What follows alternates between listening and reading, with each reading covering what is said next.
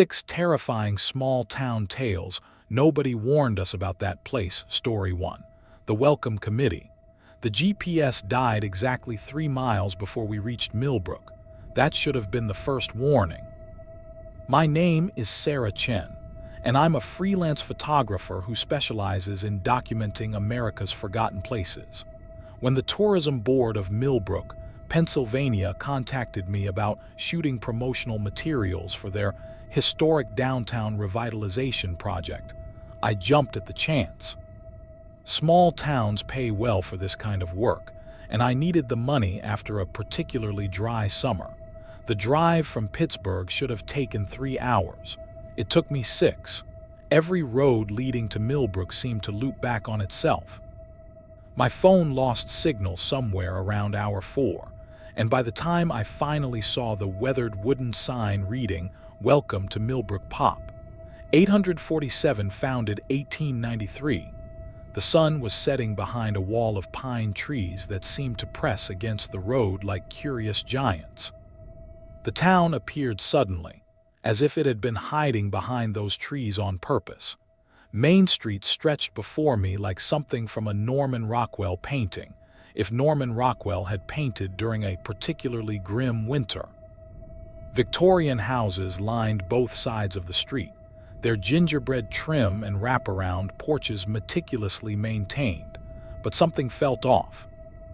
It took me several minutes to realize what it was. Every single house was painted in the exact same shade of pale yellow, with identical white trim and dark green shutters.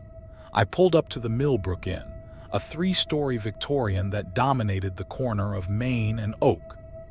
The porch light flickered on as I parked, and a woman emerged from the front door before I'd even turned off the engine.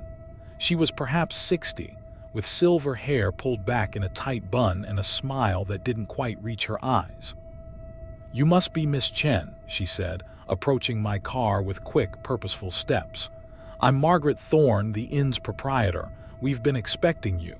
Something about the way she said "expecting" made my skin crawl, but I pushed the feeling aside. Small-town hospitality could be intense, I reasoned. I'd experienced it before. "Thank you for accommodating me on such short notice," I said, grabbing my camera bag and overnight case from the backseat. "The tourism board said you had availability." Margaret's smile faltered for just a fraction of a second. "Tourism board? Yes, they contacted me about photographing the downtown area for promotional materials. I have the email on my phone, but..." I pulled out my device and frowned at the no service message. Strange. I had signal when I left Pittsburgh. "Oh, service can be spotty here," Margaret said quickly, her smile returning full force. "The mountains, you know. Come, let me show you to your room. You must be exhausted after that drive." The interior of the inn was immaculate, too immaculate. The hardwood floors gleamed under soft lamplight, and every piece of antique furniture looked as if it had been dusted moments before my arrival. Margaret led me up a narrow staircase to the 2nd floor, our footsteps muffled by a runner carpet in the same shade of dark green as the shutters outside. "This is our finest room," she said, opening the door to reveal a spacious bedroom decorated in whites and pale yellows. "You'll have a lovely view of the town square from the window." I set my bags down and walked to the window. Below, Main Street was illuminated by old-fashioned street lamps, and I could see straight down to what appeared to be a small park with a gazebo at its center. But what caught my attention wasn't the quaint scenery, it was the people. Even though it was nearly 9 p.m., dozens of residents moved along the sidewalks with purposeful strides. They all seemed to be walking in the same direction, toward the town square. And they were all wearing the same thing, white clothes and dark shoes. "Is there some kind of event tonight?" I asked, turning back to Margaret. She had moved closer to the window and was peering down at the street with an expression I couldn't quite read. "Event? All those people dressed in white, are they going to some kind of gathering?" Margaret's laugh sounded forced. "Oh, that. It's just our evening constitutional. The whole town likes to take a walk together after dinner. Very healthy, don't you think? I looked back out the window. The people weren't walking casually or talking to each other. They moved in perfect formation, like soldiers marching to an unheard drumbeat. As I watched, they began to congregate around the gazebo, forming concentric circles that grew larger and larger until the entire square was filled with white-clad figures. I should get some shots of this, I said, reaching for my camera bag.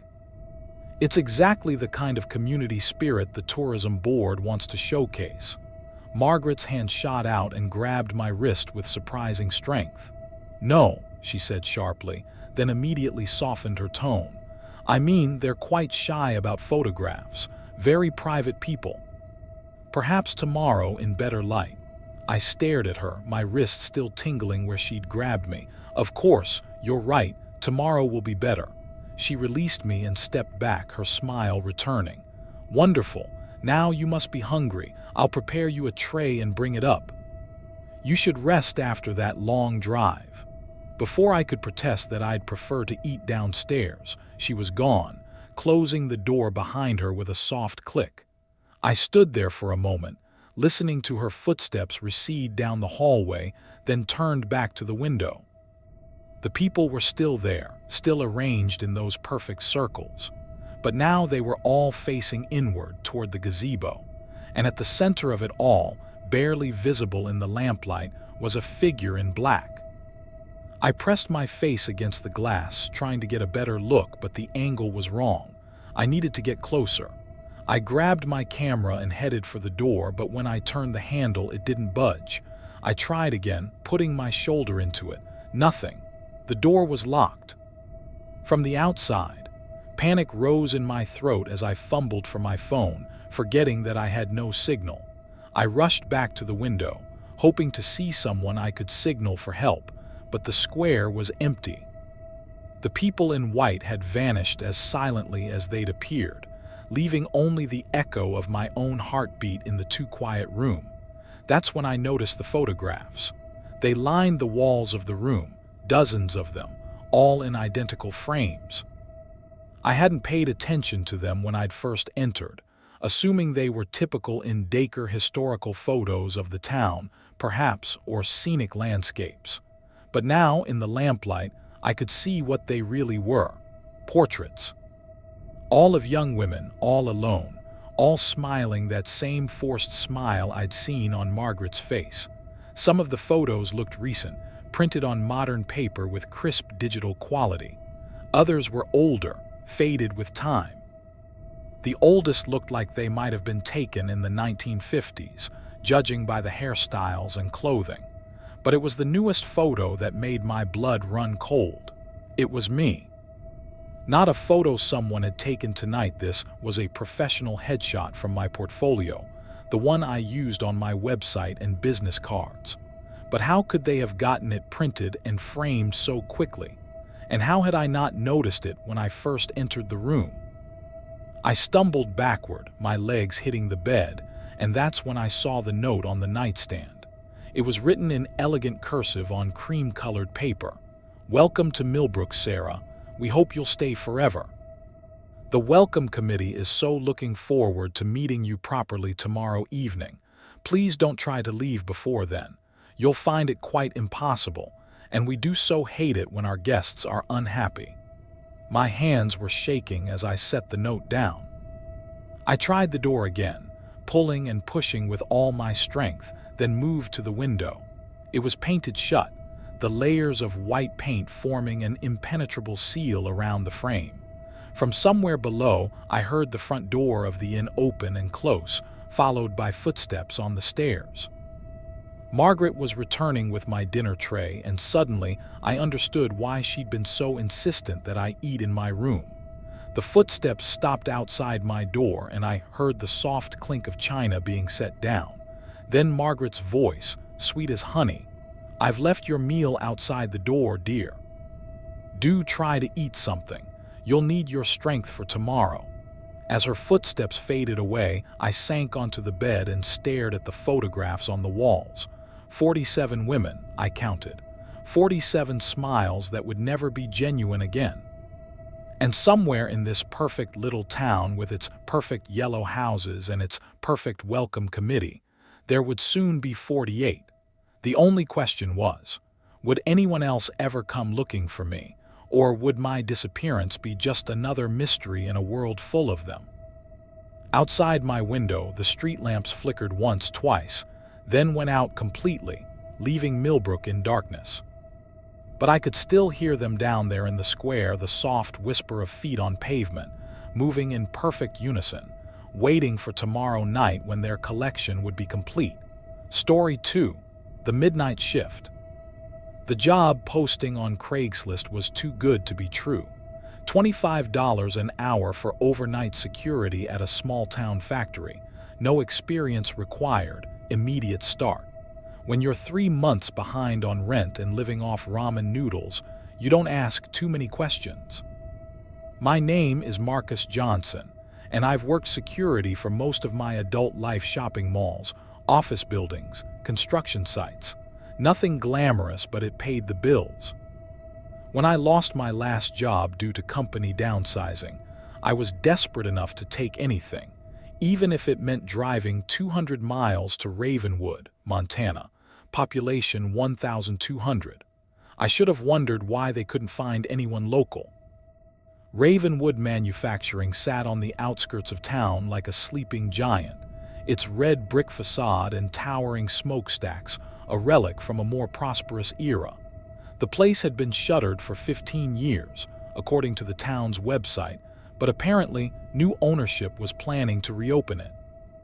My job was simple: walk the perimeter every hour, check that all doors and windows were secure, and make sure no vandals or urban explorers got inside.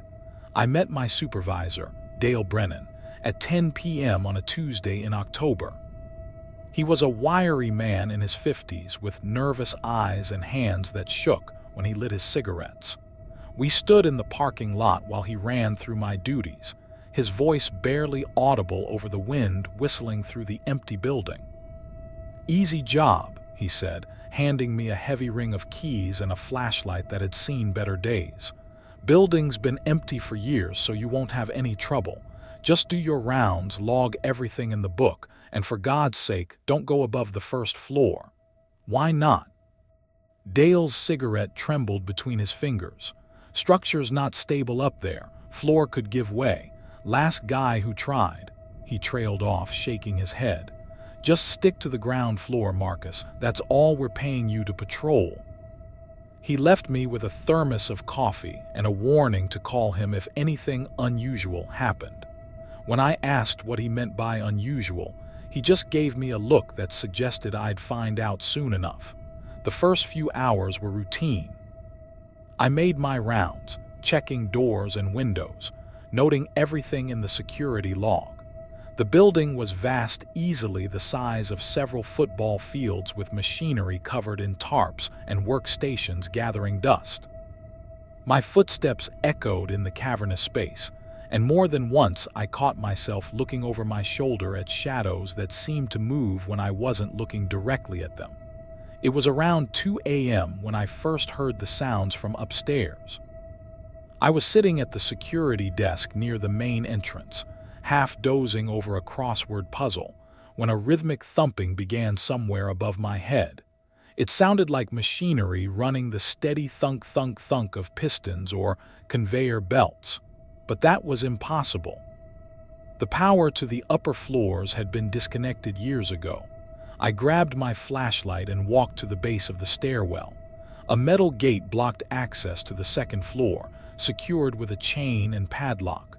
The sounds continued overhead, growing louder and more complex. Now I could hear what sounded like multiple machines running, and underneath it all, a low humming that made my teeth ache. "Hello," I called up the stairwell. "Security, if someone's up there, you need to come down now." The sound stopped immediately, as if someone had thrown a master switch. The silence that followed was somehow worse than the noise had been. I radioed Dale, but got only static. The cell phone I'd been given for emergencies showed no signal. I was completely cut off from the outside world. The sounds resumed around 3 a.m., and this time they were different. Footsteps, dozens of them, moving in perfect synchronization across the floor above. It sounded like an entire work crew had somehow gotten past me and was conducting operations upstairs. But how? I'd been watching the only ground floor entrance, and all the windows were sealed. Against every instinct screaming at me to stay put, I approached the stairwell again. This time, I noticed something I'd missed before. The padlock on the gate was open, hanging loose from the chain. I could have sworn it had been secured when I'd checked it earlier.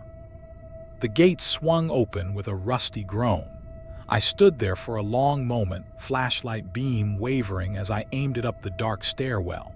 Dale had specifically told me not to go upstairs, but those footsteps continued their relentless march overhead.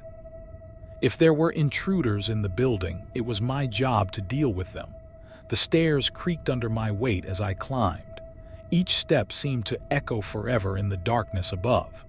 When I reached the second floor, I found myself in a hallway lined with office doors, their frosted glass windows dark. The footsteps had stopped again, but now I could hear something else. Voices.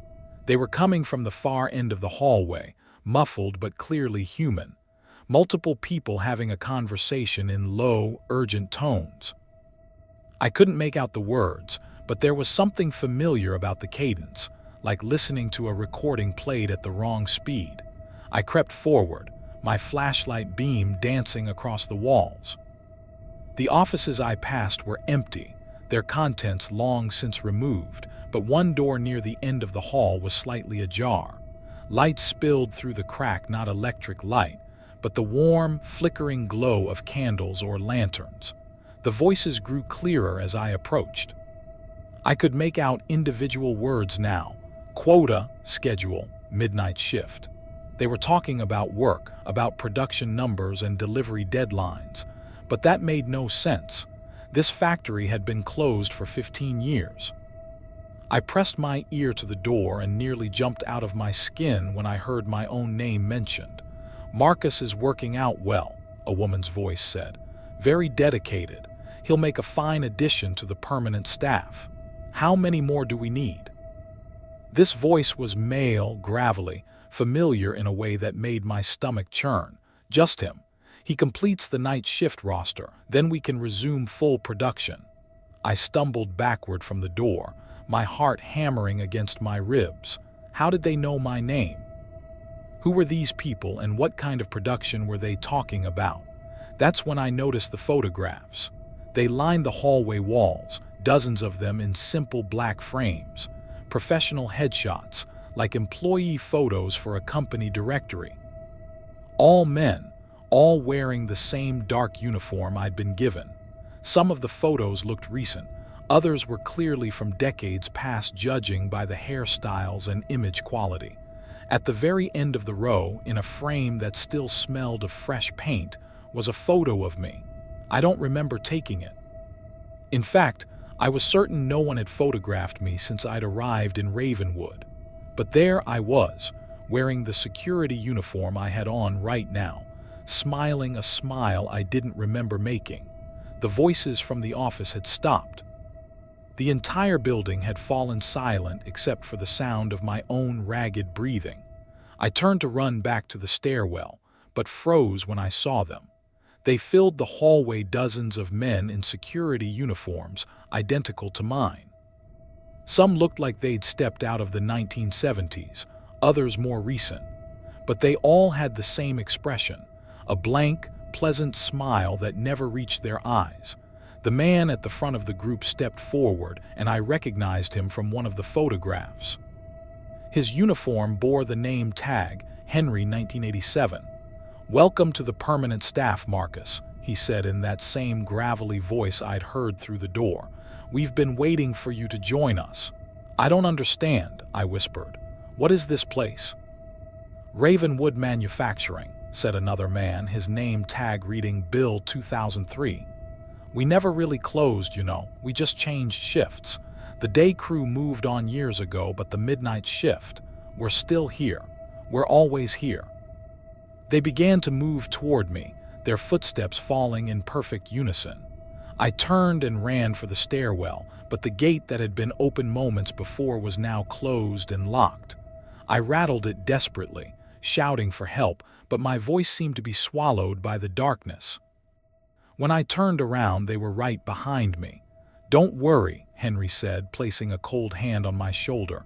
"The work isn't hard. Just walk your rounds, check your stations, log everything in the book. Same as always. You'll get used to the schedule soon enough."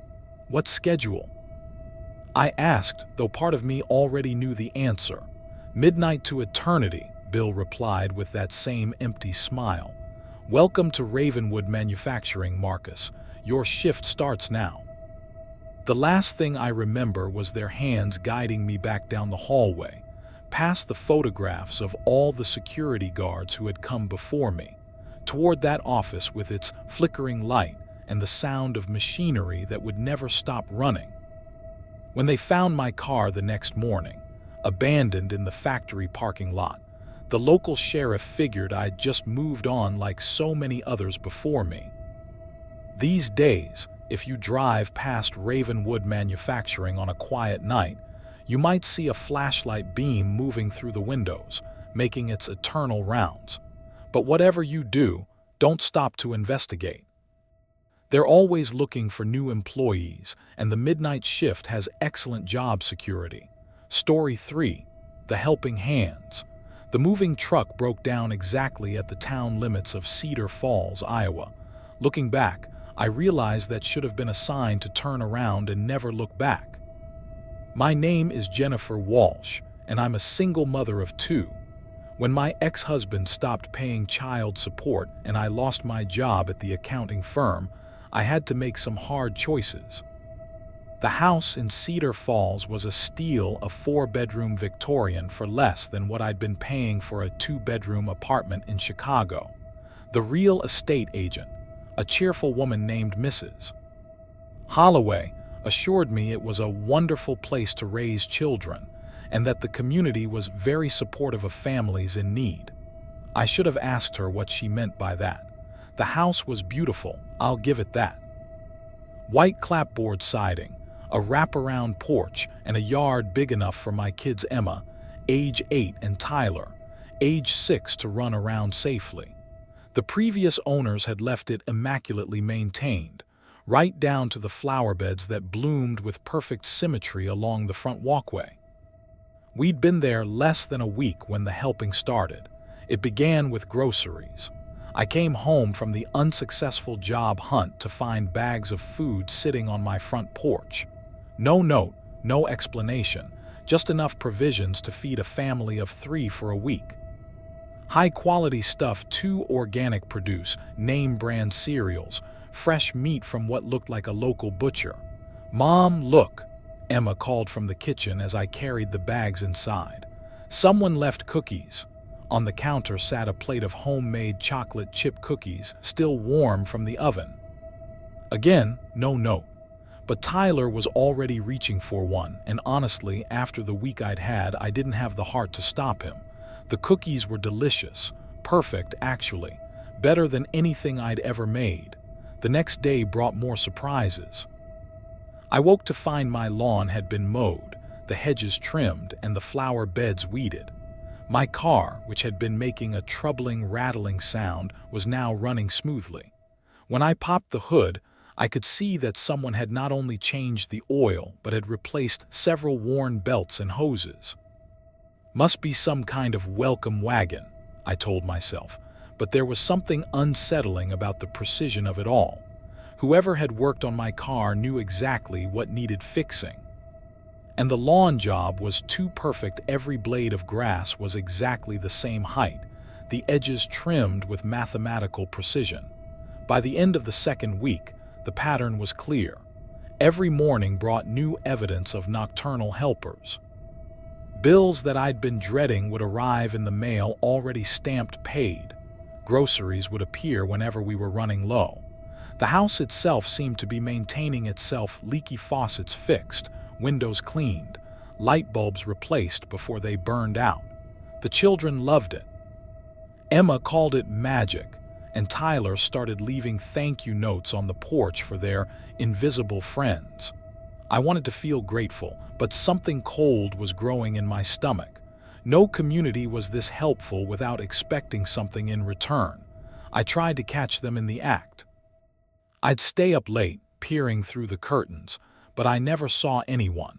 I'd set up my phone to record the front porch, but every morning the memory card would be mysteriously empty. When I tried to ask neighbors about it, they'd just smile and say things like, "Oh, that's just how we do things here," or "Cedar Falls takes care of its own." The breaking point came 3 weeks after we'd moved in. I'd been having trouble sleeping, partly from stress, partly from the nagging feeling that I was being watched. Around 2 a.m., I heard voices in the backyard, quiet but definitely human, multiple people having a conversation. I crept to the window and peeked through the blinds. The sight that greeted me will haunt me for the rest of my life. My backyard was full of people, dozens of them, all wearing identical dark clothing, all working with quiet efficiency. Some were tending to the garden, others were washing windows, still others were making repairs to the house's exterior. They moved with perfect coordination, like a well-choreographed dance. But it wasn't their presence that made my blood run cold, it was their faces. Every single one of them was smiling, not the natural smile of someone who enjoys their work, but the rigid, unchanging smile of a doll. Their eyes were wide and unblinking, and when they turned their heads, they did it in perfect unison, as if controlled by a single mind. I stumbled backward from the window, my heart pounding. This wasn't community spirit. This was something else entirely. The next morning, I tried to take the kids and leave, but my car wouldn't start. When I popped the hood, I found that someone had removed the battery. Not stolen, it removed it carefully and placed it on the ground beside the car, along with a note written in that same perfect handwriting I'd seen on Tyler's thank you responses. "No need to leave, Jennifer. Everything you need is here. Cedar Falls takes care of its own." I called a taxi from the landline, but was told that no taxi service operated in Cedar Falls. The bus station was temporarily closed for renovations. When I tried to walk to the edge of town with the kids, we found the roads blocked by construction barriers and road-closed signs that hadn't been there the day before. We were trapped. That night, I gathered Emma and Tyler in my bedroom and barricaded the door. I told them we were playing a game, we had to be very quiet and not leave the room until morning. They thought it was fun, but I was terrified of what would happen when our helpful neighbors discovered I was trying to leave. Around midnight, I heard them again. This time they were inside the house. Footsteps moved through the rooms below us, accompanied by the soft sounds of cleaning and organizing.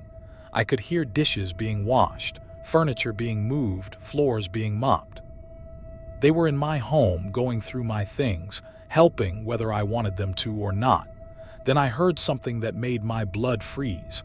Emma's voice coming from downstairs. "Thank you for the cookies," she said brightly. "They're my favorite." But Emma was right beside me in the bed, fast asleep. I looked over at Tyler, also asleep, his little chest rising and falling peacefully. "You're very welcome, dear," came a woman's voice from below. "We're so glad you're happy here. You and Tyler and your mother are such a wonderful addition to our community." "I like it here too," Emma's voice replied. "I never want to leave." I crept to the door and pressed my ear against it. The conversation continued, but I could hear that it wasn't really a conversation at all. It was a recording, my children's voices, somehow captured and played back. But how and why? The truth hit me like a physical blow. They weren't just helping us settle in. They were studying us, learning our voices, our habits, our preferences. They were preparing to replace us. I looked back at my sleeping children, and for a moment, I couldn't shake the feeling that they looked different somehow. Their faces were too peaceful, their breathing too regular. When I touched Emma's hand, it was cold as ice. "Emma," I whispered. "Emma, wake up." She opened her eyes, and for just a second I saw something that wasn't my daughter looking back at me. Then she blinked and it was Emma again, rubbing her eyes sleepily. "What's wrong, Mommy?" "Nothing, sweetheart, go back to sleep." But I didn't sleep. I couldn't. I sat by the window, watching the helpers work in perfect silence, and tried to figure out how long it had been since I'd seen my real children. Had they been replaced already? Were the things sleeping in my bed still Emma and Tyler, or were they something else wearing their faces? In the morning, everything was perfect again. The house was immaculate, breakfast was waiting on the table, and my children were bright and cheerful as they got ready for school. But when Emma hugged me goodbye, her embrace felt different, too tight, too long. Like she was memorizing the feel of it.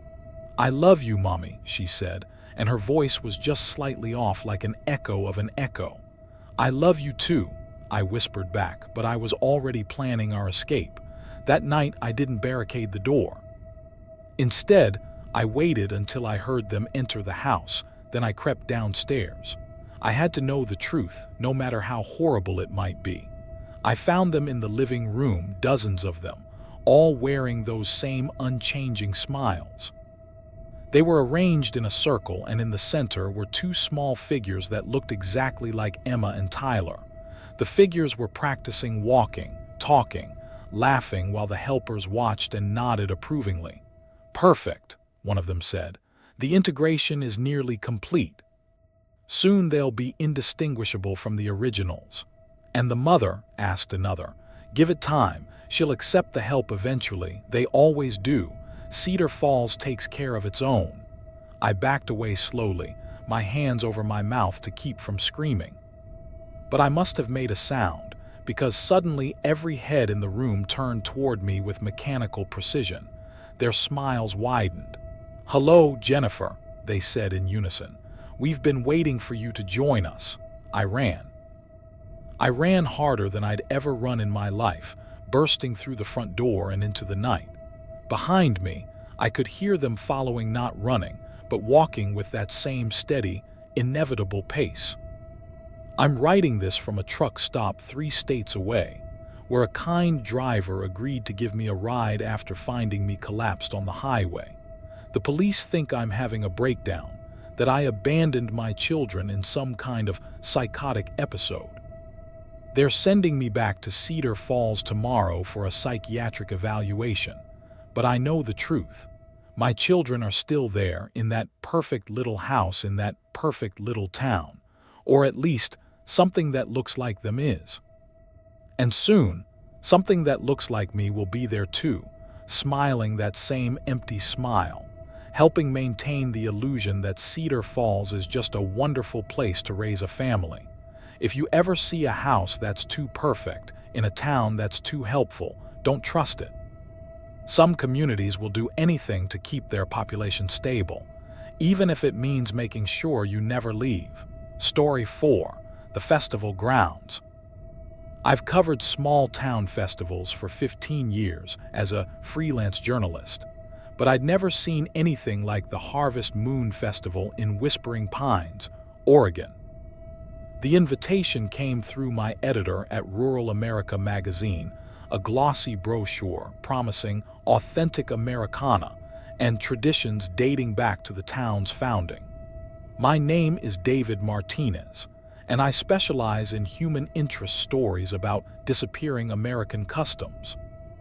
When the tourism committee of Whispering Pines offered to comp my hotel and meals in exchange for a feature article, I jumped at the chance.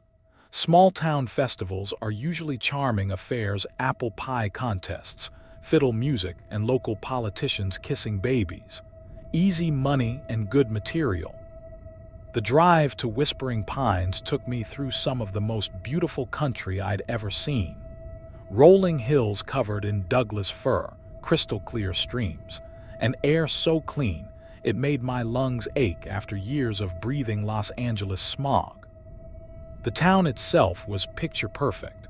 A main street lined with Victorian storefronts, American flags hanging from every porch, and citizens who waved at my rental car like I was a long-lost relative.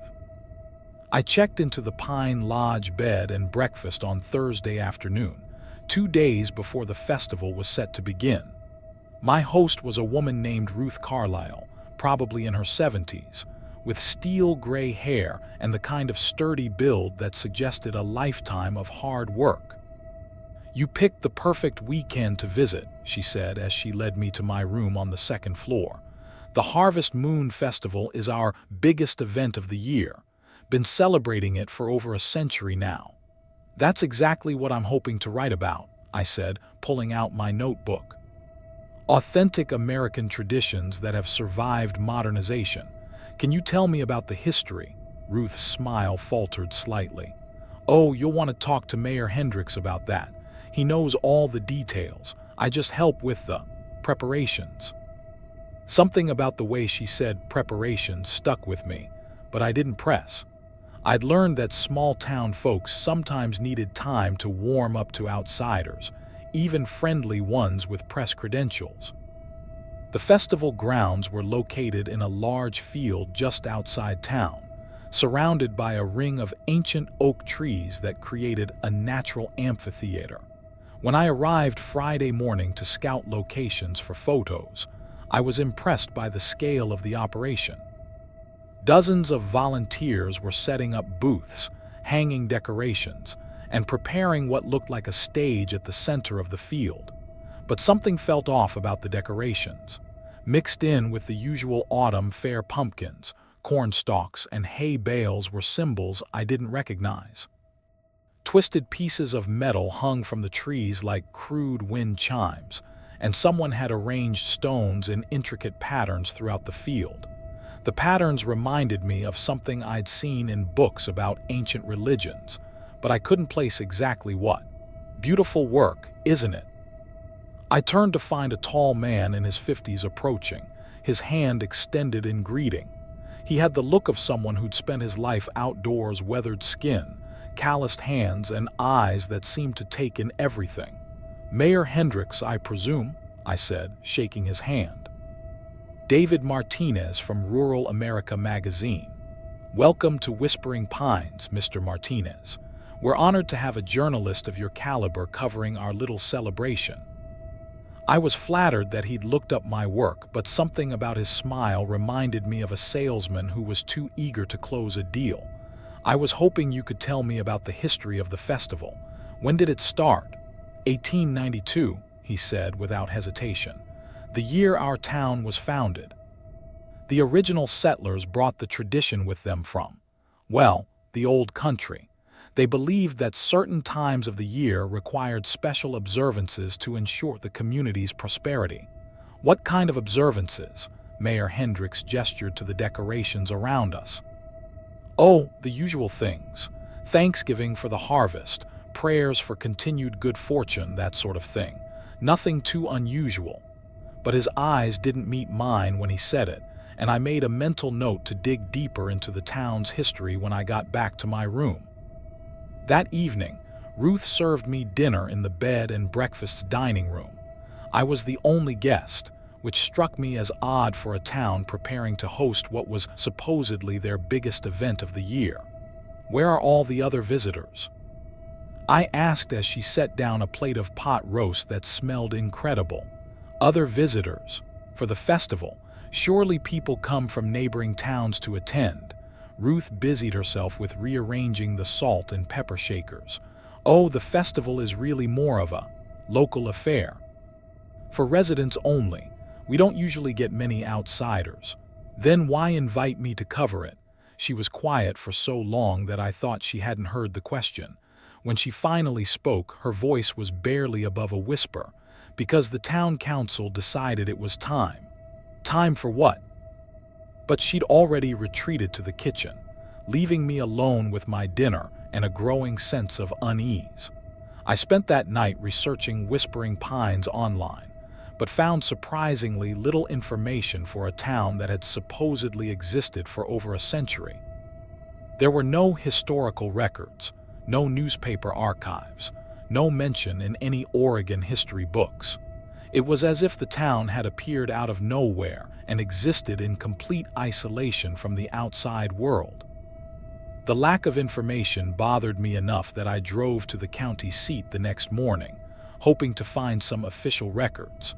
But according to the clerk at the courthouse, there was no incorporated town called Whispering Pines in their county.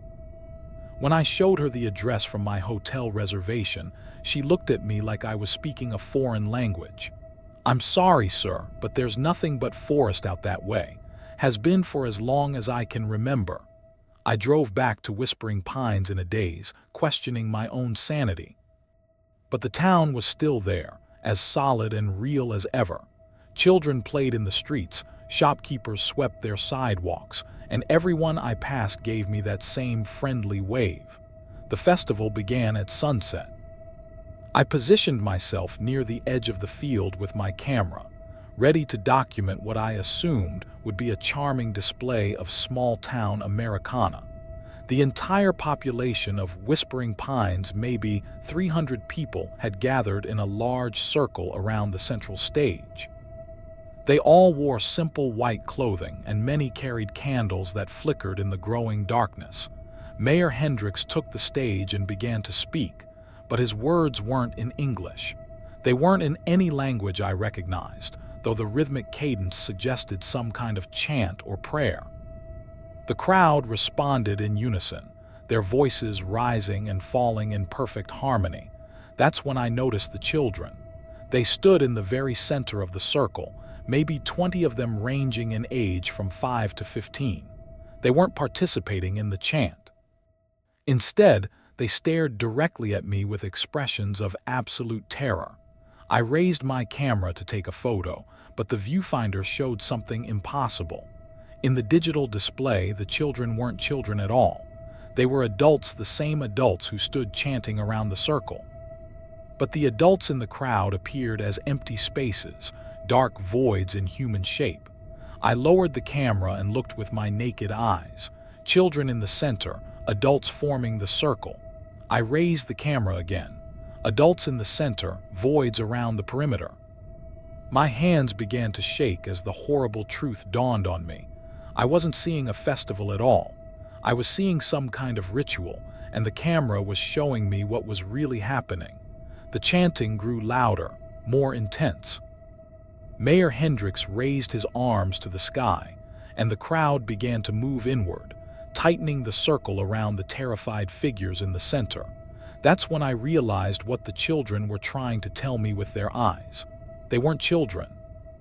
They were the visitors, people like me who had come to Whispering Pines and never left. The camera was showing me their true selves, while my eyes saw only what the town wanted me to see. I started backing toward my car, but found my way blocked by Ruth Carlyle. She was no longer the kindly grandmother who'd served me pot roast.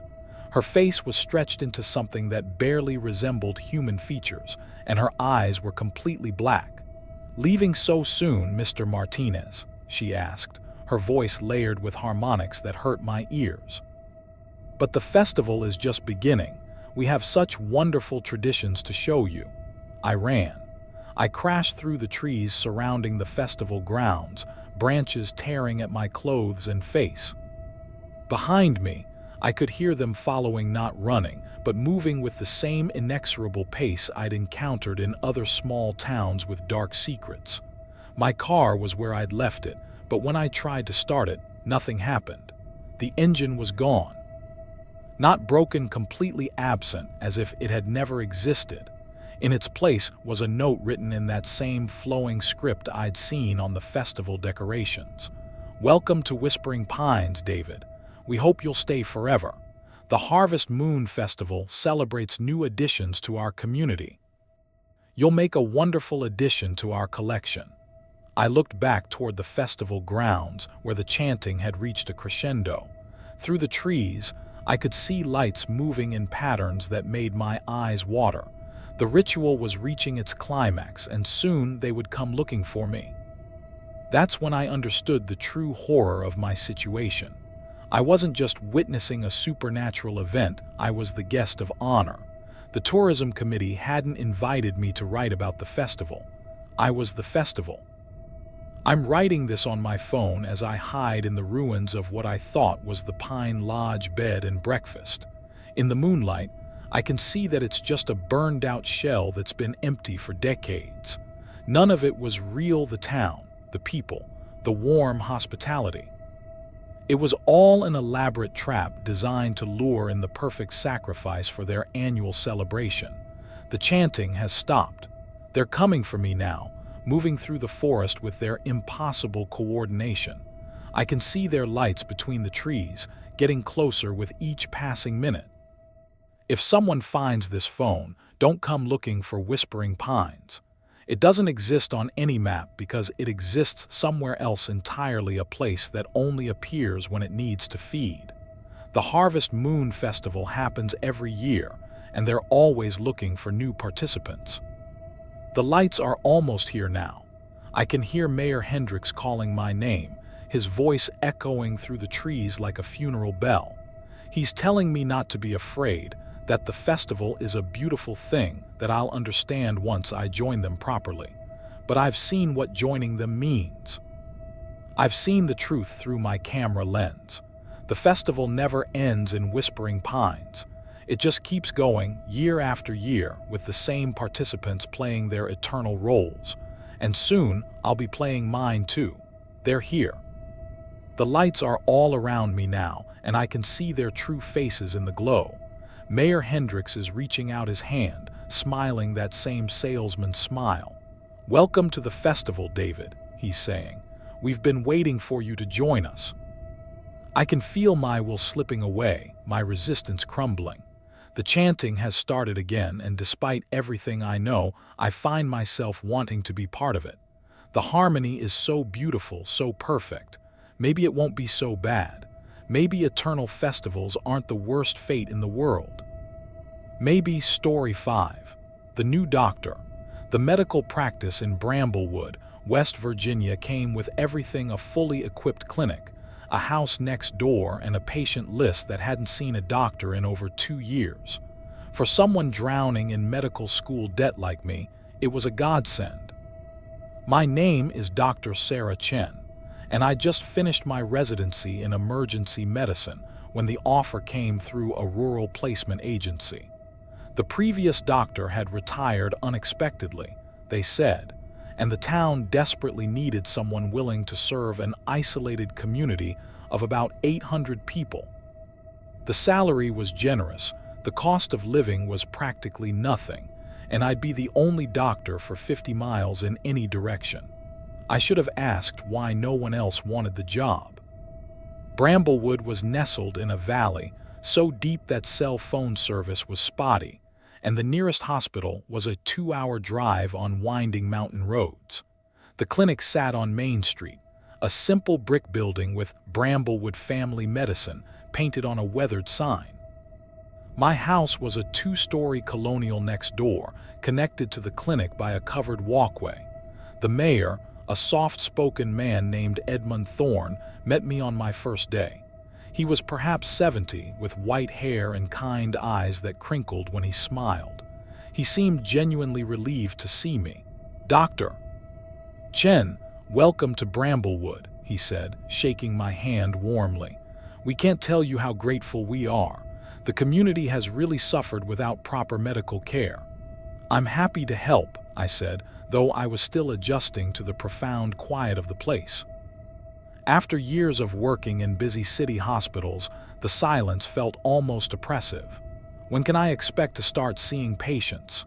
"Whenever you're ready, though I should mention," he paused, looking uncomfortable, "the people here can be a bit traditional in their thinking. Some of our older residents have their own ideas about medicine, family remedies, folk treatments, that sort of thing. Try to be patient with them." I assured him I'd worked with all kinds of people during my training, but his warning stuck with me. Rural communities often had strong traditions around health care, and I knew I'd need to earn their trust gradually. The clinic was well equipped, though everything had a slightly dated feel. The examination rooms were clean and functional, the equipment was in good working order, and there was even a small laboratory for basic tests. But something felt off about the place. It was too quiet, too sterile, like a stage set waiting for actors. My first patient arrived on Tuesday morning. Her name was Agnes Whitmore, and she was perhaps 80 years old with silver hair and sharp blue eyes. She moved carefully, leaning heavily on a carved wooden cane, but her handshake was surprisingly firm. "So you're the new doctor," she said, settling into the chair across from my desk. "You look young." "I may be young, but I'm well trained," I replied, opening a new chart. "What brings you in today, Mrs. Whitmore?" "It's my arthritis. Gets worse every winter. Dr. Hastings used to give me something for it, but—" She trailed off, shaking her head. "Doctor Hastings was the previous doctor." "Yes, good man. Understood the way things work around here." She fixed me with a stare that seemed to see right through me. "He knew when to treat and when to let nature take its course."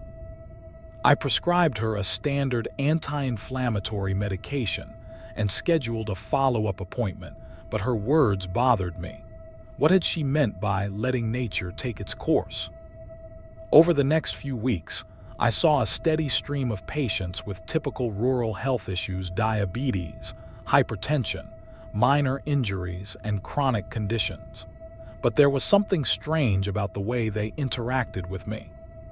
They were polite but distant, as if they were waiting for something I wasn't providing. It was Mrs. Whitmore who finally explained it to me. She came in for her follow-up appointment on a gray Thursday morning in November. The medication I'd prescribed had helped with her arthritis, but she seemed agitated, constantly glancing toward the door as if expecting someone to interrupt us. "Doctor," she said finally, "I need to ask you something, and I need you to answer honestly. Do you believe in the old ways?" "I'm not sure what you mean." She leaned forward, her voice dropping to a whisper. "Dr. Hastings understood that some ailments can't be cured with pills and procedures. Some sicknesses run deeper than the body. They get into the soul, the spirit, and sometimes the only cure is extreme." "Mrs. Whitmore, I practice evidence-based medicine. If you're interested in alternative treatments, I'd be happy to discuss." "No," she stood abruptly, her cane tapping against the floor. "You don't understand. You can't help us. None of you modern doctors ever can." She left without another word, and I didn't see her again for 2 weeks. That's when the real cases started coming in. The first was Billy Marsh, a boy of about 12 who was brought in by his parents late one evening. He'd been running a fever for 3 days, they said, and had started speaking in what sounded like foreign languages. When I examined him, his temperature was 104 degrees, but he showed no other symptoms of infection. His blood work came back completely normal. "Has he been exposed to anyone who speaks other languages?" I asked his parents. "No, ma'am," his father replied. "Billy's never been outside this valley in his life, but the things he's saying, they're not words from any language we've ever heard." As if on cue, Billy began to speak in a rapid, guttural dialect that made my skin crawl. The words seemed to come from somewhere deep in his throat, and his eyes had rolled back until only the whites were showing. I was preparing to transfer him to the regional hospital when Mayor Thorne arrived with Mrs. Whitmore and several other elderly residents I'd seen in the clinic. "Dr. Chen," the mayor said quietly, "we need to talk." They asked me to step outside while they consulted with Billy's parents. Through the window, I could see them gathered around the boy's bed, Mrs. Whitmore placing her hands on his forehead while the others formed a circle around them. They began to chant in low voices, and gradually, Billy's fever broke. When I went back inside, he was sitting up in bed, perfectly lucid and asking for water. His temperature was normal and he had no memory of speaking in tongues. "How did you do that?" I asked Mrs. Whitmore. "The old ways," she replied simply. "Dr. Hastings learned them before he left. Some problems require traditional solutions. This is impossible. You can't just chant away a fever." "Can't you?" She smiled, but there was no warmth in it. "Tell me, Dr. Chen, what would you have done? pumped him full of antibiotics, sent him to the hospital for tests that would have shown nothing. How long before they would have declared him incurable and sent him home to die? I had no answer for that. Over the following weeks, more cases came in. Children with seizures that stopped only when the elders performed their rituals.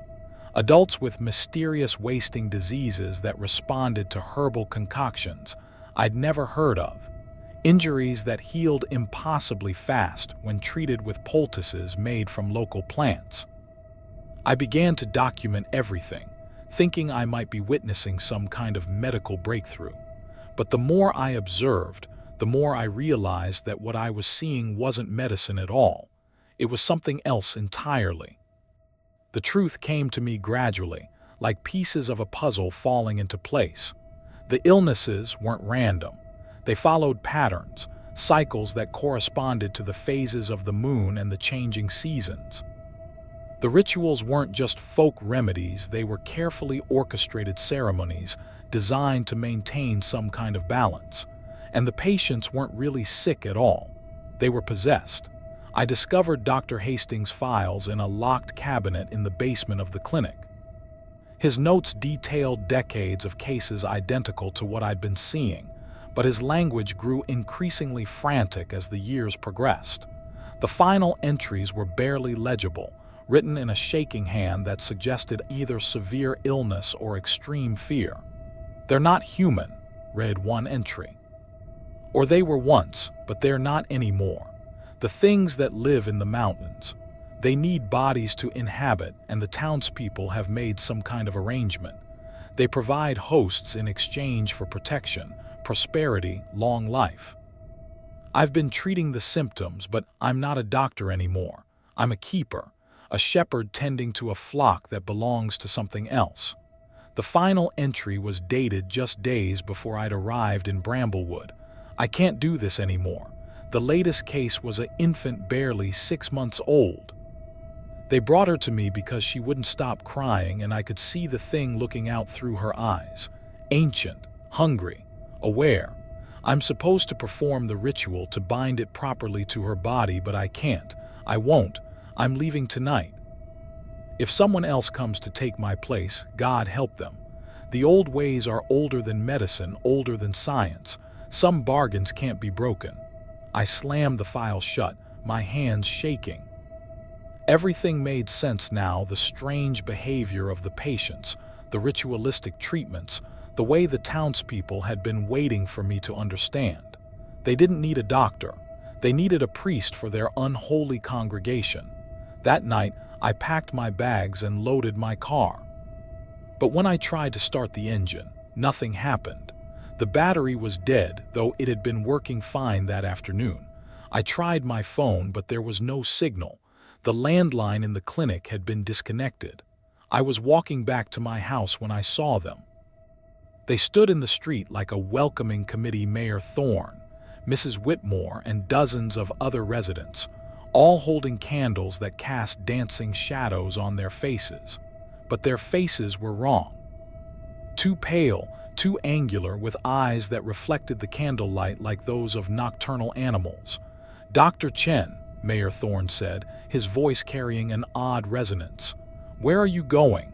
"I'm leaving," I said, trying to keep my voice steady. "I'm not qualified to treat the kind of conditions you have here." "Oh, but you are." Mrs. Whitmore stepped forward, and I could see that her shadow was moving independently of her body. "Dr. Hastings was getting old, weak. He lost his nerve. But you're young, strong. You have so much to offer our community." "I know what you are," I whispered. "I know what this place really is." They began to laugh, a sound like wind through dry leaves. "Of course you do," the mayor said. "That's why you're perfect for the job. Dr. Hastings never truly understood.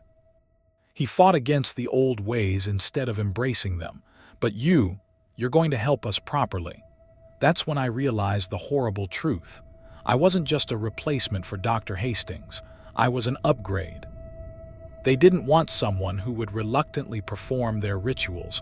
They wanted someone who would become part of them willingly. The candles began to flicker and dim, and in the growing darkness, I could see their true forms. Ancient things wearing human skin like ill-fitting clothes, their real shapes writhing and shifting beneath the surface. The whole town was a colony, a gathering place for creatures that had been here long before the first settlers arrived. And now they wanted to add me to their collection. I'm writing this from the clinic, where I've barricaded myself inside the examination room. The entities are outside, scratching at the windows, whispering promises about the knowledge they'll share if I just open the door. They say I'll understand medicine in ways no human ever has. I'll be able to heal any ailment, cure any disease, extend life indefinitely. All I have to do is let them in. The scratching is getting louder. The whispers are becoming harder to resist, and I'm starting to think, maybe it wouldn't be so bad. Maybe there are worse fates than becoming the doctor for a town that exists outside the normal world. After all, I took an oath to do no harm. But what if harm and healing are the same thing? What if the old ways are just medicine by another name? The door is starting to splinter. They're coming in whether I invite them or not. And honestly, I think I'm ready to learn what Dr. Hastings was too weak to embrace. Bramblewood needs a doctor, and I'm going to be the best one they've ever had. Forever. Story 6. The School Board. The teaching position at Hollow Creek Elementary seemed like a fresh start after the disaster that ended my career in Detroit. When you're a teacher who's been blacklisted for inappropriate conduct with a minor, even when your completely innocent small towns become your only option. My name is Michael Torres, and I'd been teaching 5th grade for 8 years when a vindictive parent destroyed my reputation with false accusations. The charges were dropped, the investigation cleared me completely, but mud sticks in the education world. Hollow Creek, Montana was the only district willing to hire me, and I was desperate enough to take it. The town was smaller than I'd expected, maybe 400 people scattered across ranches and farms in a valley surrounded by snow-capped mountains. The school itself was a single-story brick building that housed grades K-12, with a total enrollment of just 43 students. I'd be teaching the elementary classes, which meant 12 kids ranging from kindergarten to 6th grade. The principal, Mrs. Eleanor Finch, was a woman in her 60s with steel gray hair and the no-nonsense demeanor of someone who'd been in education for decades. She met me at the school on the Sunday before classes started, her keys jangling as she unlocked the front door. "You'll find things are done a bit differently here than in the big city," she said, leading me down a hallway lined with student artwork. "Hollow Creek has its own way of doing things, traditional values, old-fashioned discipline. The school board is very particular about maintaining our standards. I understand. I grew up in a small town myself." She stopped at a classroom door and handed me a set of keys. "This will be yours. The previous teacher, Miss Watson, left rather suddenly at the end of last year. Personal reasons. I'm sure you'll do much better." The classroom was bright and cheerful, with large windows overlooking the playground and mountains beyond. Student desks were arranged in neat rows, and the walls were covered with educational posters and a world map that looked like it hadn't been updated since the 1980s. Everything was perfectly organized, almost sterile in its cleanliness. "The children can be challenging, Mrs. Finch continued, smoothing down her skirt. "Some come from difficult backgrounds, poverty, broken homes, that sort of thing. The school board expects teachers to provide more than just academic instruction. We're often the most stable influence in these children's lives." I nodded, understanding the weight of responsibility she was describing. I've worked with at-risk kids before. Building trust is usually the first step. Something flickered across her face, approval, maybe, or relief. "Good. The school board will be pleased to hear that. They take a very personal interest in our teaching methods." Classes started the following Monday, and I was immediately struck by how well-behaved the children were. In my experience, rural kids could be rowdy and independent, but these students sat quietly, followed directions without question, and spoke only when spoken to. It was almost unnatural. There was Emma, age 6, with blonde pigtails and huge blue eyes that seemed to take in everything. Tommy, age 8, dark-haired and serious beyond his years. Sarah, age 10, who always kept her long sleeves pulled down despite the warm September weather. And Jacob, age 11, the oldest in my mixed-age class, who watched me with an intensity that made me uncomfortable. But it was little Danny Morrison, age 7, who concerned me most. Danny was thin to the point of being gaunt, with dark circles under his eyes and a nervous habit of flinching whenever an adult moved too quickly. He rarely spoke, ate very little of his lunch, and had fresh bruises on his arms that he tried to hide under long-sleeved shirts. After a week of observation, I decided to approach Mrs. Finch about Danny's situation. "Ah, yes, the Morrison boy," she said when I knocked on her office door after school. "Troubled family situation. His father works the night shift at the mine and his mother, well, she has her own problems. The school board has been monitoring the situation." "Monitoring it how?" "Have social services been involved?" Mrs. Finch's expression hardened. "Mr. Torres, you need to understand that Hollow Creek handles its own problems. We don't involve outside agencies unless absolutely necessary. The school board has its own methods for dealing with difficult family situations." "But if there's abuse?" "There's no abuse," she said firmly. "The Morrison family is receiving appropriate guidance from the school board. Your job is to teach, not to interfere in matters you don't understand." I left her office feeling frustrated and helpless, but I couldn't let it go. That night, I drove past the Morrison house, a rundown trailer on the outskirts of town. Danny's father's truck was gone, presumably at the mine, but lights were on inside. I sat in my car for a few minutes, debating whether to knock on the door, when I saw movement in the yard. 3 figures in dark clothing were walking toward the trailer's front door.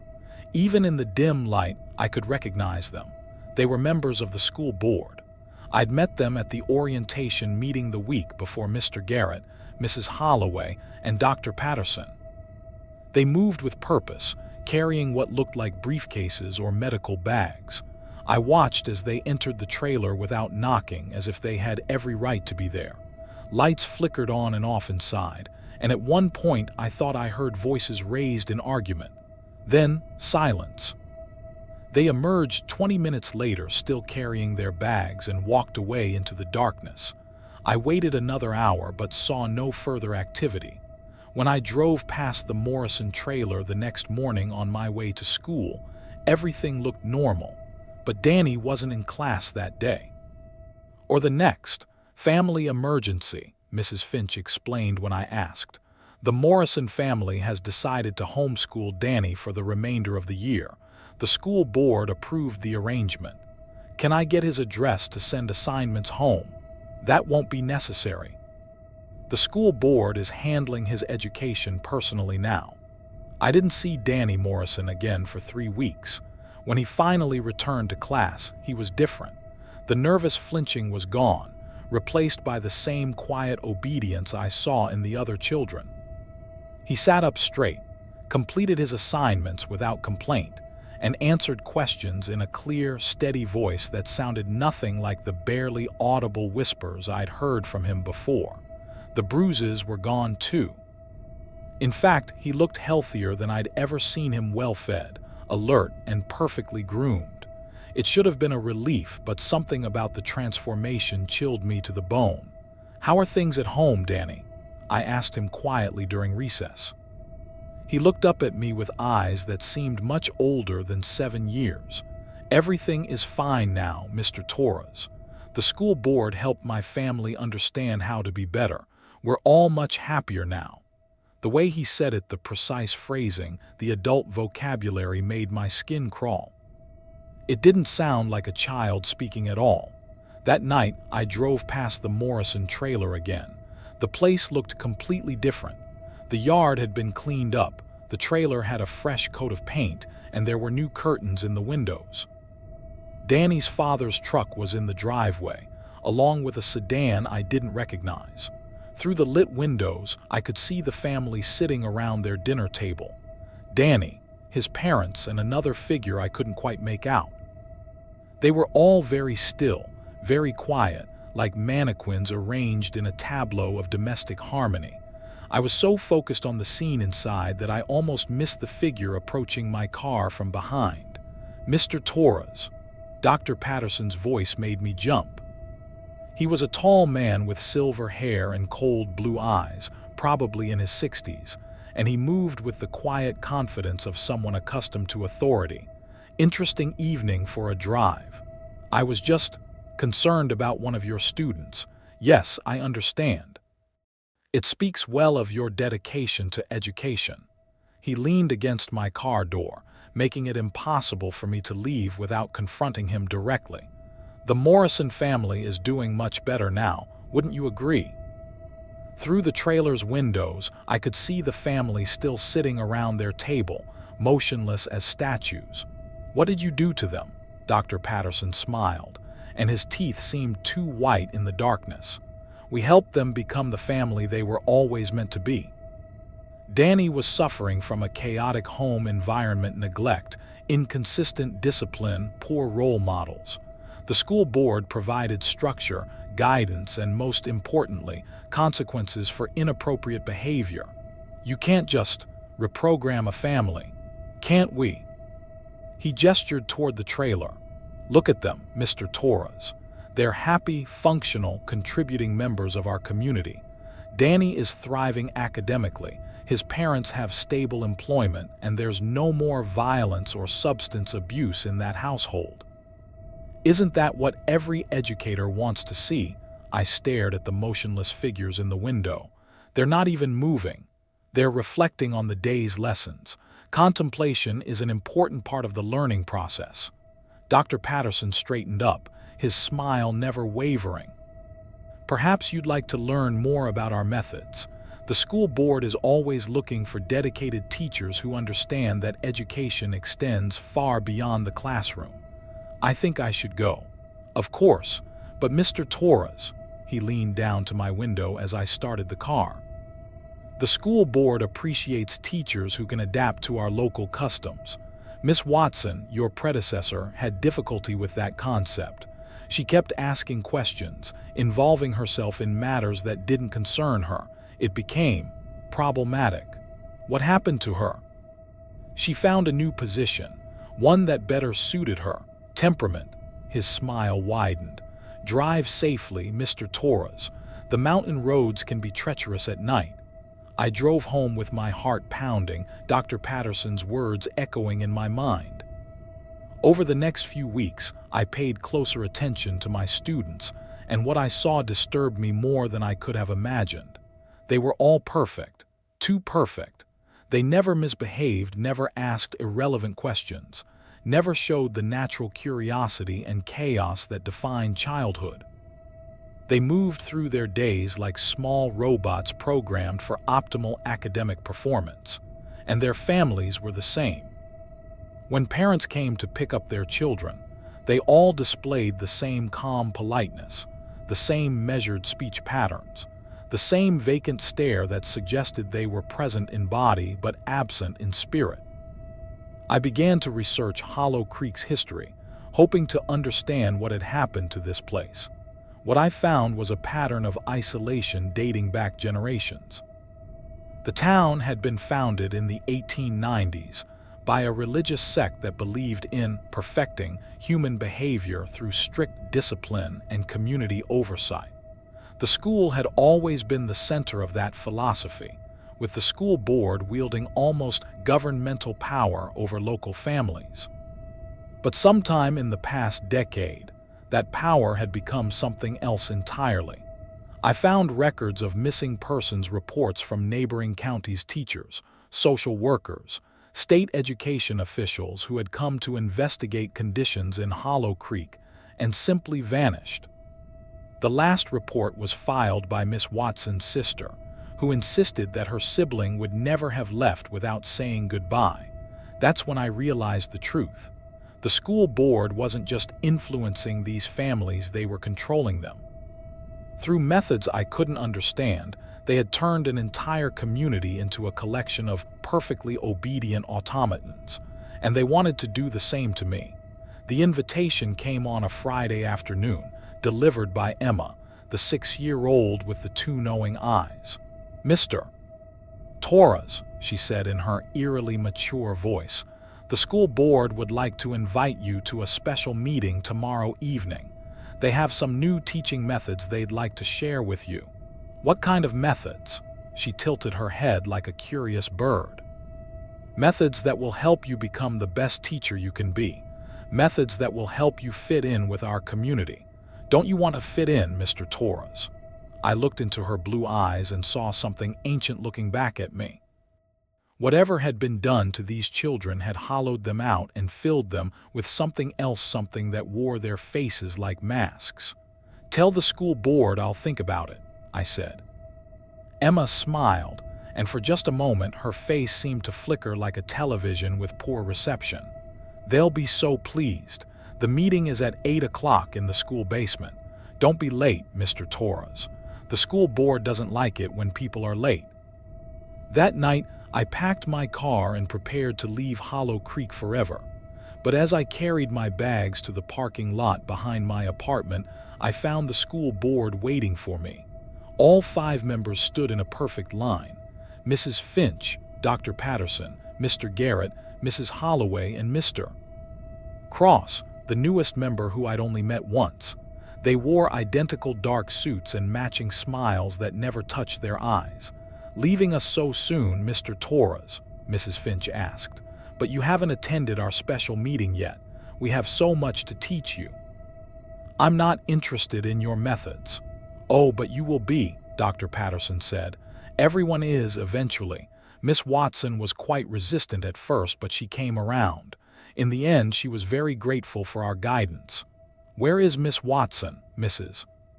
Holloway gestured toward the school building behind them. "She's still here, of course. She's teaching the advanced class now, very specialized work. She's become quite dedicated to our educational philosophy."